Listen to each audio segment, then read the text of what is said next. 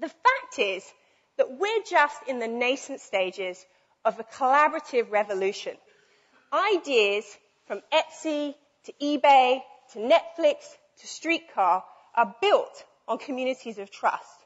And they're starting to reinvent not just what we consume, but how we consume, and are part of this bigger cultural paradigm shift from a culture of me to a culture of we. Now, when you think about it, over the past decade or so, we've actually wired our world to share. I've been thinking a lot about the digital sharing evolution, and I think I've finally simplified it down into 4 key stages. In the first phase, we figured out how to use technology to connect and share information. So think about software code and emails and Wikipedia. In the second phase, we use the same technology to connect or reconnect with people. So think about social networks like MySpace and Facebook. We're just seeing how the third phase, the sharing of music, news, photos, and videos, is reinventing entire industries. Now, what I've seen is that at turbocharged speed, we're actually already entering the fourth phase, where we're using the same technology to connect and share all other kinds of assets. Cars, time, money, and we're not just sharing, we're trading, we're bartering, we're renting. But these very old market behaviors are being reinvented in ways that are relevant for the Facebook age. People often ask me, why now? Why is it emerging now? Well, it actually comes down to 4 key drivers. The first is a renewed belief in the importance of community. Now, if you take a look around you, you've probably noticed there's a resurgence in book clubs, knitting clubs, street parties, community gardens, the return of local shops. These are actually all heartening signs that once again, we're turning to each other. Let's take farmers markets here. The resurgence of farmers markets is, yes, people want fresh local food, but it's also the start of a backlash against mass anonymous produced goods. When I buy a piece of cheese, I want to know the person behind it. I want to know the story behind it. And what I'm actually seeking is participation.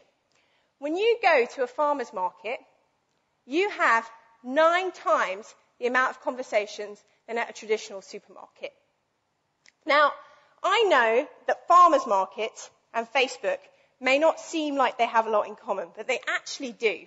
Because what we're trying to do is feed the social self, the side of us that seeks connection and belonging and has actually been numbed out in this massive age of hyper-individualism that we've been living in.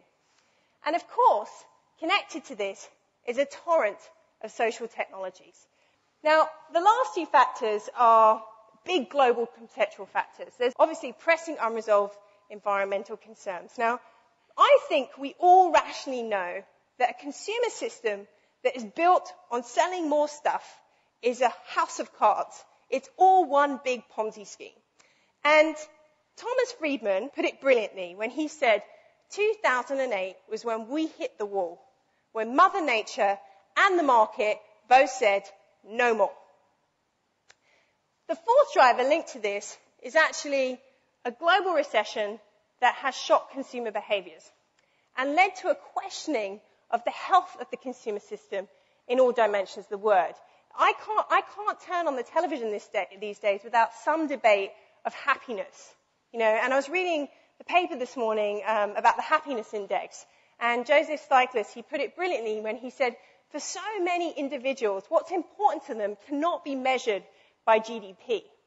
So as we start to figure out how we can get off this consumer escalator, I think we're starting to reinvent the meaning of more.